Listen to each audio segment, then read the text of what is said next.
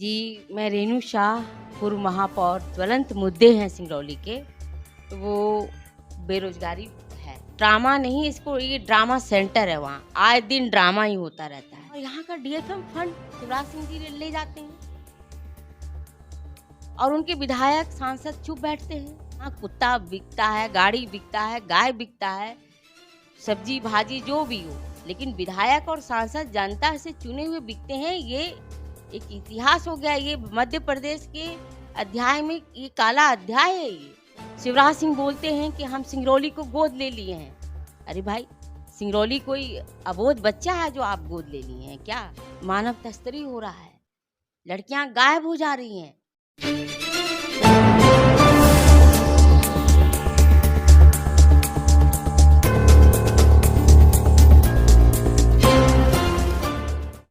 नमस्कार, आप देख रहे हैं S1 न्यूज। मैं लक्ष्मी नारायण। अभी हम लोग जिनसे बात करने जा रहे हैं वह किसी के परिचय का मोहताज नहीं हैं। वह पूर्व में सिंगरौली से भूतपूर्व महापौर रह चुकी हैं और पूर्व विधानसभा में कांग्रेस पार्टी से प्रत्याशी रही हैं। और अभी जब विधानसभा जो चुनाव होने जा रहा है उनमें कांग्रेस पार्टी की ओर से यह सिंगरौली विधानसभा क्षेत्र 80 से प्रत्याशी हैं। आइए उनसे बात करते हैं और कितनी तैयारियां हैं इसके बारे में जानने का प्रयास करते हैं। सबसे पहले आपको हमारे S1 न्यूज़ चैनल में बहुत बहुत स्वागत है। सिंगरौली विधानसभा क्षेत्र में किन किन मुद्दों को लेकर के आप चुनाव मैदान में जा रही हैं? सिंगरौली विधानसभा में आपकी कौन कौन सी तैयारियां हैं, इसके बारे में। जी, मैं रेणु शाह, पूर्व महापौर। और अभी मुझे श्रद्धेय कमलनाथ जी, दिग्विजय सिंह जी, राहुल भैया, कमलेश्वर जी, सभी लोगों ने कांग्रेस का प्रत्याशी उन्होंने बनाया है और मैं सिंगरौली 80 विधानसभा से अपना विधानसभा चुनाव लड़ रही हूँ। तैयारी बहुत सारी हैं और सिंगरौली में पहले 18 साल से बीजेपी सरकार रही है और विधायक भी रहे हैं। तो जो सिंगरौली की जो डेवलपमेंट है वो ना के बराबर है और मुझे जनता मौका देती है। बिल्कुल उनका आशीर्वाद मिला तो निश्चित रूप से जो शेष काम जो बचे हुए हैं, जो रुके हुए हैं काम, उसको मैं करने का पूरा मैं प्रयास करूँगी। मुख्यतः रूप से यहाँ पर जो ज्वलंत मुद्दे हैं सिंगरौली के, वो बेरोजगारी है। बहुत भारी मात्रा में बेरोजगारी है और दूसरा है कि हम देश की सबसे महंगी बिजली ले रहे हैं। सिंगरौली में ही पावर प्लांट है एनटीपीसी का और ये एनटीपीसी का जो पावर है, हम समझते हैं कि भारत के आधे हिस्से में यहाँ की बिजली जाती है। और इसके बावजूद भी आज हमारे सिंगरौली में बहुत सारे ऐसे गांव है, क्षेत्र है जिसमें अभी बिजली पहुंची नहीं है और बिजली का इतना बिल आता है कि लोग परेशान हैं। कोई मने एकदम जैसा उम्मीद नहीं किया उससे ज़्यादा बिजली की बिल आती है। लोग बहुत तरह से परेशान हैं। और तीसरा है कि यहाँ इससे पहले 18 साल जो बीजेपी गवर्नमेंट रही और इससे पहले जो कांग्रेस सरकार मने रही, तो उसमें जो एनसीएल, एनटीपीसी जैसी कंपनियां आई और आज जो वर्तमान में भारतीय जनता पार्टी के सरकार में जो आज कंपनी आई, उनमें बहुत अंतर है, बहुत अंतर है। आज आप एनसीएल में घूमिए, एनटीपीसी में जाइए तो वहाँ उस कंपनियों के द्वारा जो यहाँ के सिंगरौली के लोग जो विस्थापित हुए हैं, उनको बहुत अच्छी सुविधाएं मिली है। आज वो अच्छे क्वार्टर्स में है, अच्छा अस्पताल है, अच्छी सड़कें हैं, अच्छे पेयजल की व्यवस्था है, इवन स्कूल है। मतलब जो एक मूलभूत सुविधाएं मिलनी चाहिए विस्थापित को, वो कांग्रेस की सरकार में एनसीएल और एनटीपीसी ने दिया और इंदिरा जी भी इसका उद्घाटन करने आई थी। तो उन्होंने कहा कि इस क्षेत्र में बिजली हो रहा है और इस क्षेत्र का हक है कि यहाँ के लोगों को सस्ती बिजली दी जाए, आधे दर में बिजली दी जाए। और उसके बाद फिर लगातार उस समय से बीजेपी के सांसद, बीजेपी की विधायक, गवर्नमेंट लगातार रही और आज इस पे कोई भी काम नहीं हो रहे हैं, जिसकी वजह से आज ये दिक्कतें हैं। साथ ही साथ बेरोजगारी में परेशानी ये है कि कंपनियां यहाँ बहुत आई हैं। जब कांग्रेस की थी तब उन्होंने बहुत अच्छे से सेटअप दिया, सबको नौकरी दी, सबको व्यवस्थाएं दी, लेकिन वही गवर्नमेंट बीजेपी के उनकी सरकार में जो कंपनियां आई, आज लोग त्राही त्राही मैंने खाने को मर रहे हैं। मूलभूत सुविधा तो बहुत दूर की बात है, खाने के बगैर मर रहे हैं। औने पौने दाम में उनकी ज़मीनें ली गईं, उनको सही मुआवजा नहीं मिला और उनको रोज़गार नहीं मिला। भत्ता देने की बात हुई थी, रोज़गार भत्ता देंगे, आज ठीक से रोज़गार भत्ता भी उनको नहीं मिल रहा है, अब कुछ बंद भी हो गया है। स्थिति ये हो गई कि भुखमरी के कगार पर आ गए। और जहाँ-जहाँ ये भारतीय जनता पार्टी की सरकार में कंपनियाँ विस्थापित हैं, यहाँ के लोग जो उस कंपनी के माध्यम से जो विस्थापित हुए हैं, उनकी स्थिति आप जाके उस एरिया का आप देखेंगे और लोगों से जब आप बात करेंगे तो आपके आँखों से आँसू गिर जाएँगे। ये स्थिति बीजेपी गवर्नमेंट ने किया। तीसरी बात है कि अभी जब 15 महीने की सरकार जब कमलनाथ जी की आई, तो हवाई अड्डा उन्होंने टेंडर किया, हवाई अड्डा मिलेगा सिंगरौली को, टेंडर भी हो गया। लेकिन जैसे ही खरीद करके फिर खरीद खरोश सेंध मार करके बीजेपी सरकार आई, उसको फिर हवाई पट्टी में कन्वर्ट कर दी। तो क्या ये हवाई पट्टी क्या यहाँ के कंपनियों के लिए बनाई गई है, या कि सिर्फ शिवराज सिंह चौहान जी आएंगे या उनके नेतागण आएंगे? क्या यहाँ की जनता को कोई लाभ नहीं मिलेगा? वहाँ हवाई अड्डा खुलने से लोगों को रोजगार मिलता, वहाँ का डेवलपमेंट होता। 100 एकड़ ज़मीनें गई हैं और उसको आप हवाई पट्टी में कन्वर्ट करके आप सिंगरौली को हाँ छल रहे हैं, उसको दिखावा और छल रहे हैं। चौथी बात है कि यहाँ अस्पताल नाम का ये इन्होंने जो ट्रामा सेंटर खुला है, जब मैं महापौर रही अपने कार्यकाल में, तब उस ज़मीन को 5 एकड़ ज़मीन को मैंने अस्पताल के रूप में दिया कि शहर के बीचों बीच यदि अस्पताल खुलेगा तो हमारे लोगों को लाभ मिलेगा। और गर्ल्स कॉलेज के लिए भी हमने जगह दिया उसमें, क्योंकि उसमें महापौर थे, मेरी पूरी शहर की प्रति जिम्मेदारी थी और मुझे जो अच्छा लगा कि नहीं बच्चियां भी सबके बीच में रहें, अस्पताल भी रहे, कि आज ना वहाँ पर कॉलेज ठीक से चल रहा है और ना अस्पताल, और उसको नाम क्या दे दिया गया है, ट्रामा सेंटर। और आप खुद जाएंगे तो ट्रामा सेंटर जैसी कोई सुविधा उसमें नहीं है, कोई सुविधा नहीं है, मातम छाया रहता है, बिल्कुल गंदगी से भरमार। अभी ड्रामा नहीं, इसको ये ड्रामा सेंटर है, वहाँ आए दिन ड्रामा ही होता रहता है। तो यहाँ अस्पताल की भी बहुत बड़ी सुविधा की ज़रूरत है, क्योंकि यहाँ दुनिया देश के लोग रह रहे हैं, पूरे देश के लोग, हर स्टेट के लोग, हर धर्म के लोग, लेकिन यहाँ अस्पताल की सुविधा न के बराबर है। अगर कोई गंभीर बीमारी हो जाए तो ये जाते हैं बनारस, तो यहाँ के लोग जाते हैं जबलपुर, जाते हैं दिल्ली। तो ये माने आप इसको कुल मिला के कहें तो जो यहाँ के लोग कमाते हैं, जो भी पैसा उनको मिलता है, चाहे नौकरी के रूप में, रोजगार के रूप में, जो भी, तो उसका अधिकांश पैसा वो या तो दवाई में जाता है या तो फिर पढ़ाई में जाता है। हायर एजुकेशन भी ना के बराबर है। ऐसा नहीं है कि हमारा सिंगरौली डिजर्व नहीं करता है। यहाँ मध्य प्रदेश का रेवेन्यू के मामले में इंदौर के बाद सिंगरौली जिला का नंबर है। 10 अरब रुपया यहाँ से जाता है सेंट्रल गवर्नमेंट को, हाँ स्टेट गवर्नमेंट को जाता है। सिंगरौली का खनिज का अपना 800-900 करोड़ रुपया सालाना है, और यहाँ का डीएफएम फंड शिवराज सिंह जी ले जाते हैं और उनके विधायक सांसद चुप बैठते हैं, उनकी जो संगठन के लोग हैं चुप बैठते हैं। तो ये अन्याय कब तक सहेंगे? मैं तो कहूँगी अगर जनता ने मुझे मौका दिया तो मैं ये फंड की भी बारे में मैं बात करूँगी और उसको सूद मूल जोड़ करके भाजपा सरकार को मैं ला के सिंगरौली में और उसको विकास के में मैं लगवाने का काम करूँगी। और जो सिंगरौली का हक है, चाहे वो बालू हो, मुरूम हो, कोयला हो, जो भी हो, उसका पैसा सिंगरौली के लोगों पर खर्च होना चाहिए, ये नियम है। पर ये नियम की धज्जियाँ भाजपा वाले, भाजपा की सरकार ने धज्जियाँ उड़ा के रख दी। ऐसा कभी हम लोगों ने सरकार नहीं देखा। हम लोग अपने नाती पोतियों को हम बताएंगे कि कभी भविष्य में हम लोग रहे और अच्छे स्थिति में रहे तो हम लोग बताएंगे कि ऐसी सरकार प्रदेश में कभी आई थी जो विधायक सांसद खरीदने लगी।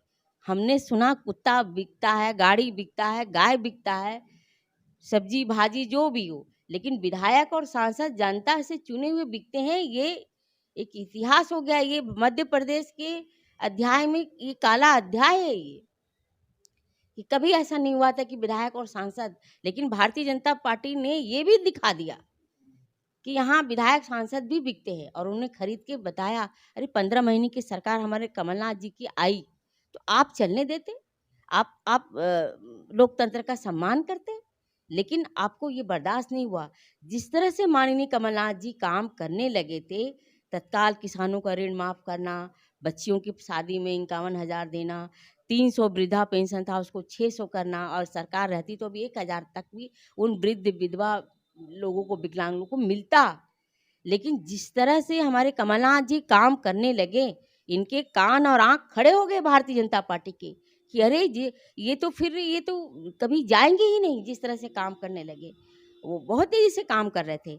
मुझे बहुत खुशी है कि कमलनाथ जी फिर से कांग्रेस के मुख्यमंत्री के दावेदार हैं। उनके नेतृत्व में हम सब लोग चुनाव लड़ रहे हैं, उनका भी मुझे आशीर्वाद मिला है, टिकट मिला है।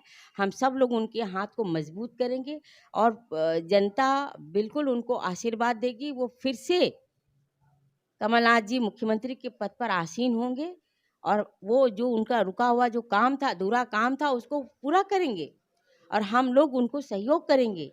सिंगरौली की जनता उनको हाथ को मजबूत करने के लिए यहाँ से हम लोग को विधायक बनाकर भेजेंगी। निश्चित रूप से एक मजबूत सरकार प्रदेश में बनेगी, और हम लोग मजबूती के साथ अपनी सिंगरौली के लिए हम लोग काम करेंगे, जो काम नहीं हो पाया है।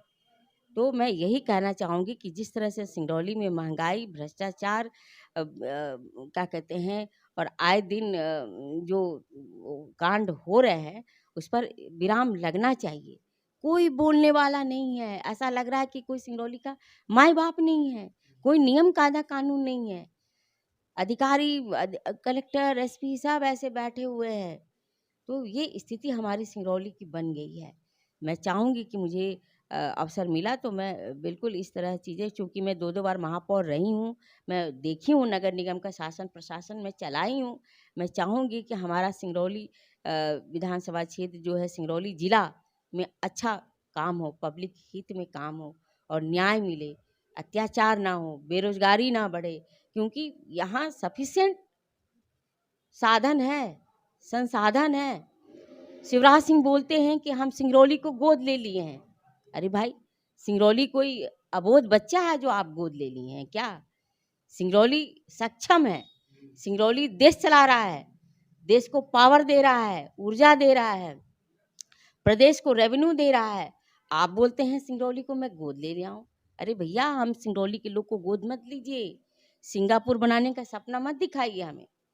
हम अपने में सक्षम हैं। हम तो आपका भोपाल मध्य प्रदेश चला सकते हैं। सिंगरौली में इतनी क्षमता है रेवेन्यू में, है कि नहीं? यहाँ से रेवेन्यू ना जाए तो वल्लभ भवन में जो अधिकारी कर्मचारी है उनको तनख्वाह ना मिले।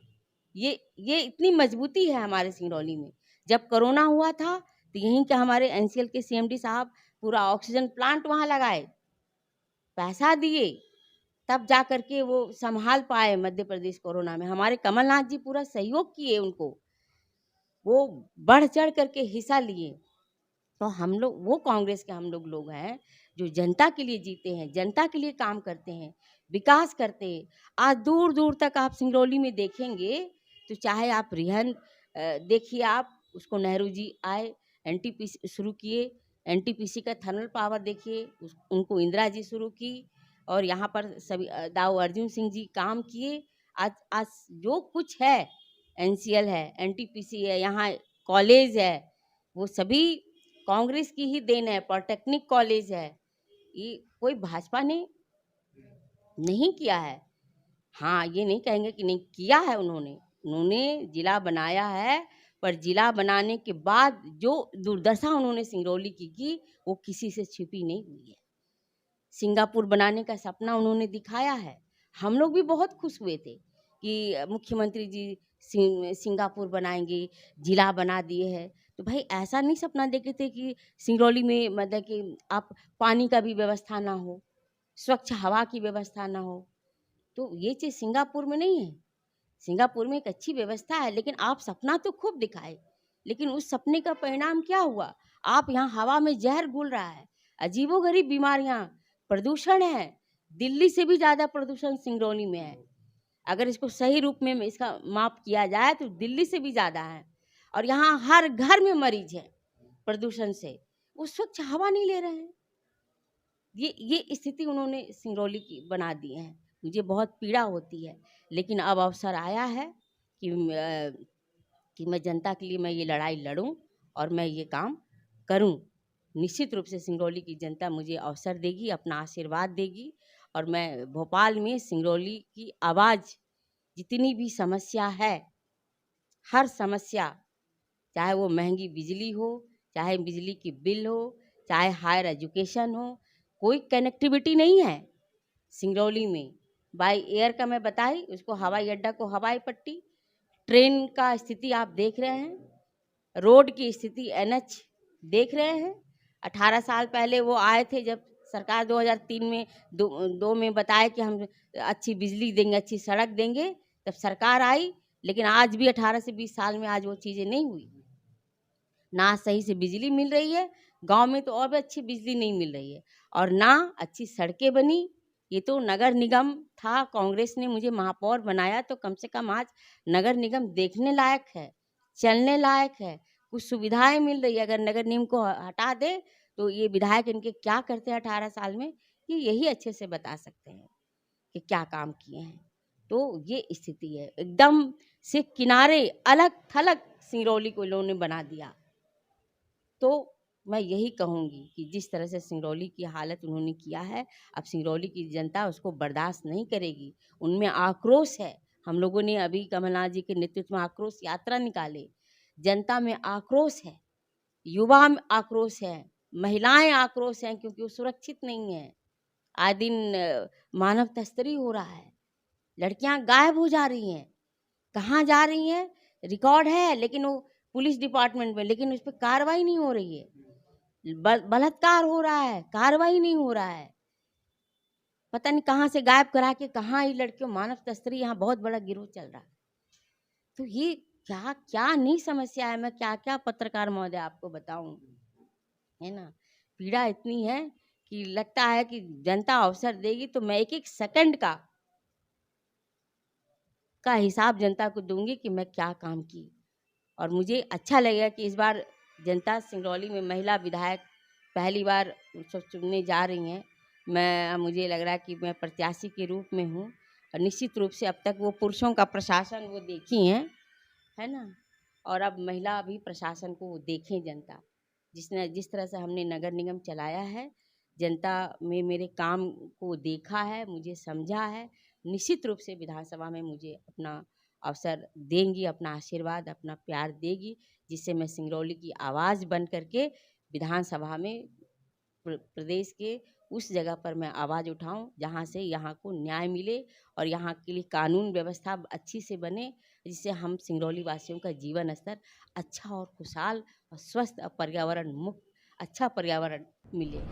तो अभी आप सुन रहे थे, यह रेणु शाह जी हैं, जो कि कांग्रेस पार्टी से सिंगरौली विधानसभा से प्रत्याशी हैं, जो कि सिंगरौली ज़िले में तमाम कंपनियां हैं, इसके बावजूद भी बेरोजगारी, महंगाई जैसी तमाम मुद्दे हैं। इतनी कंपनियां होने के बावजूद भी यहाँ पे बेरोजगारी बढ़ी हुई है और विस्थापितों को रोजगार नहीं मिल पा रहा है। तमाम ये मुद्दे थी जिन पर इन्होंने अपनी प्रतिक्रिया रखी। अब मैं इनसे जानना चाहता हूं कि सिंगरौली की जनता के लिए हमारे S1 न्यूज़ चैनल के माध्यम से क्या अपील करना चाहेंगे? मैं इस चैनल के माध्यम से जनता को संदेश देना चाहती हूँ कि सिंगरौली के समस्त वासियों से, जिला वासियों को, कि आप सब लोग कांग्रेस को वोट दें, अपना आशीर्वाद दें, जिससे कि हम लोग सब बढ़िया से काम कर सकें।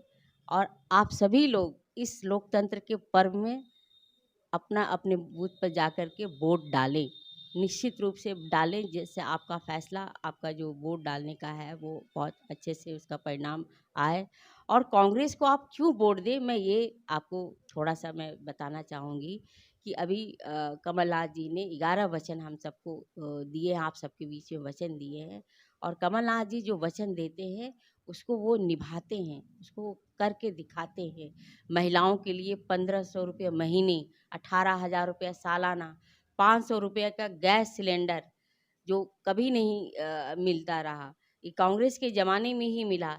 100 रुपये यूनिट बिजली माफ़, 200 रुपया बिजली यूनिट मैंने हाफ, और जातिगत जनगणना कराने का उन्होंने वादा किया है। किसानों के मुकदमे वापस लेंगे, 12 घंटे सिंचाई के लिए बिजली वो उपलब्ध कराएंगे। ओबीसी को 27% आरक्षण, किसानों के बिजली के बिल माफ़, 5 हॉर्स पावर सिंचाई की बिजली फ्री, पुराने पेंशन योजना फिर से लागू होंगे, और जो उनका अधूरा काम बचा था कि किसानों का कर्ज माफ़ होगा, वो फिर से किसानों के कर्ज माफ़ करेंगे।